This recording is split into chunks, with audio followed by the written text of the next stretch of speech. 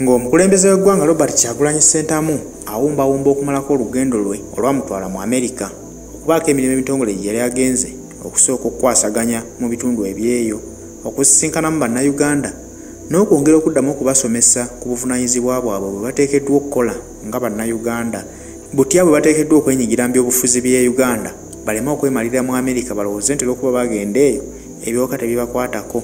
Ono avuddeyo ng'ekyamutwala akiggusizza era asisinkanyeeko abanene mu Amerika, asisinkanyeeko ebitongole ebyenjawulo ne babaako okukkanya kwe batuukako.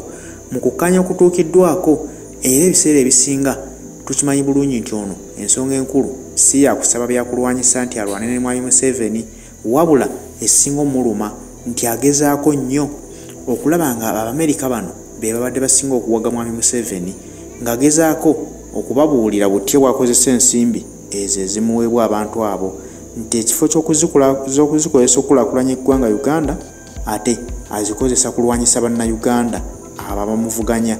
Agezaako okukutula obusiwa bwonna omwami ono mwe yali ajja ensimbi. Bwe yafunanga ensimbi nga yalowooza bw'ajja zikozesa ate atulugunye munnayuganda, ayongere okuzimba amakomera omw'okusibira bannayuganda, ayongere okugula tiya gaasi ow'okuliisa bannayuganda enkya n'eggulo, n'okugula amasasi okutta bannayuganda abatalina musango. Ono ebyo byonna byagezaako okutangaaza Abamerika era nga babaddeko mu miitingi ez'akafubo n'abantu abo, n'agezaako okubalaga ekintu ekyo n'abasaba nti singa banaaba bakoze ekisoboka ne batandika okulondoola enkozesa y'ensimbi eziweebwa Uganda, bajja kizuula nti amazima matuufu tezikola kuyamba munnayuganda wabula zikola okutulugunya munnayuganda. Era n'abasaba nti singa tebakikomya kuddamu kuwa Uganda ssente mu ngeri eyo bw'eti ey'ejjenjeero, bajja kubeera bamu abeegasse ku kutulugunya munnayuganda. Agezezaako okugerezeganya nabo ne bamulaga nti ensonga ezo zonna bazitegedde, ng'awumbawumba okumalako olugendo lwe okudda ewaka mu mativu nti paati eyiye agikoze bulungi nga bw'ateekeddwa okugikola.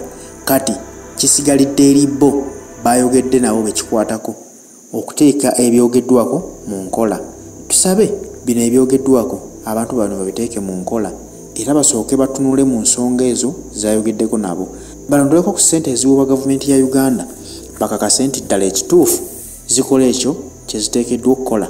Naye nno bano abasajja nabo tebatudde era bali mu kutya okw'enjawulo, kubanga beebuuza lwaki buli kaseera agenda mu Amerika, lwaki buli kaseera asisinkana ebitongole ebinene mu mawanga ag'enjawulo.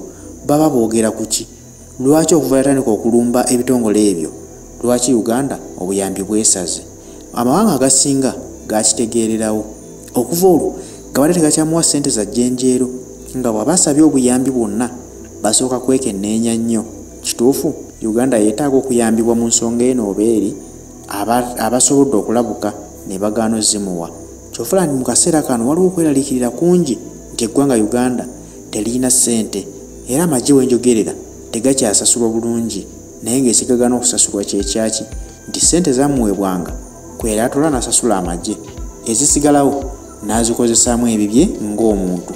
Naye kati ebyo byonna bimutudde embulago era nga tamanyi bwe kitaabe ki budde bwonna gavumenti eyinza omugwako ekigwo, kubanga ekitambuza gavumenti zirina kuba ssente.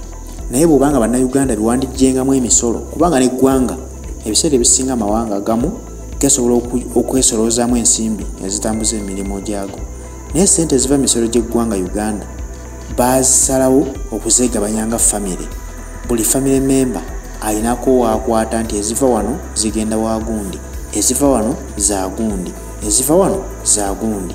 Kati nga buli akutte waakutte tata kuzzaako mu gavumenti nti batambuze emirimu gy'eggwanga, wabula buli omu afa kukola bizinensi ze ezimutwala mu maaso. Kati bwe bweraliikirivu obuliwo bagamba Kyagulanyi kano kaasimbudde ekigere, tebamanyi kikiddirira nti n'Amerika ebadde ekyabawaniridde ekyabawayo ku kasente bw'enaaba ekutulirako ddala olwo gavumenti y'omumpembe egenda kuba emaze okugwa ekigwo. Naye ffe katusabe abantu bano bateeke ebyogeddwako mu nkola, tulabe omumpembe bw'anaddamu okukina ku bannayuganda ng'abaliisa akakanja.